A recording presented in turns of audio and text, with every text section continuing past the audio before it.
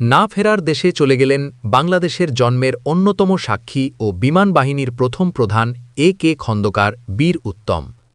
বাংলাদেশের মহান মুক্তিযুদ্ধের অন্যতম সংগঠক, সেক্টর কমান্ডার এবং বাংলাদেশ বিমান বাহিনীর প্রথম প্রধান এয়ার ভাইস মার্শাল অবসর এ.কে. খন্দকার বীর উত্তম আর নেই।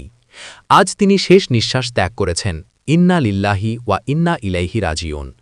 মৃত্যুকালে তিনি এক বর্ণাঢ্য ও ঐতিহাসিক স্মৃতি রেখে গেছেন। তার মৃত্যুতে জাতি হারাল ইতিহাসের এক জীবন্ত কিংবদন্তিকে। ১৯৭১ সালের উত্তাল দিনগুলোতে এ.কে. খন্দকার ছিলেন অসামান্য দেশপ্রেমিক ও বিচক্ষণ এক সামরিক কর্মকর্তা। ২৫ মার্চ কালরাতে যখন পাকিস্তানি হানাদার বাহিনী জঘন্যতম হত্যাযজ্ঞের প্রস্তুতি নিচ্ছিল, তখন তিনি উইং কমান্ডার হিসেবে দায়িত্বরত ছিলেন। সেই সন্ধ্যায় তিনি লক্ষ্য করেন পাকিস্তানের জেনারেল ইয়াহিয়া খান গোপনে বিমানে করে ঢাকা ত্যাগ করছেন। বিষয়টি আজ করতে পেরে তিনি কালক্ষেপণ না করে তাৎক্ষণিকভাবে এই গুরুত্বপূর্ণ গোয়েন্দা তথ্যটি রাজনীতিবিদদের জানিয়ে দেন, যা ছিল মুক্তিযুদ্ধের ইতিহাসে এক গুরুত্বপূর্ণ ঘটনা।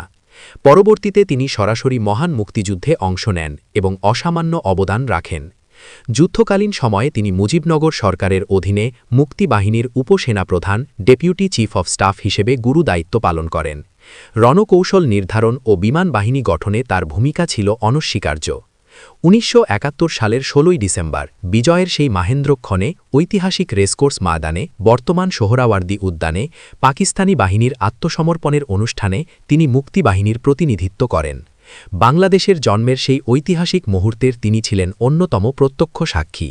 স্বাধীনতাত্তর বাংলাদেশে তিনি বিমান বাহিনীকে সুসংগঠিত করতে নেতৃত্ব দেন এবং বাহিনীর প্রথম প্রধান হিসেবে দায়িত্ব পালন করেন। মহান মুক্তিযুদ্ধে তার বীরত্বপূর্ণ অবদানের স্বীকৃতিস্বরূপ তাকে বীর উত্তম খেতাবে ভূষিত করা হয়।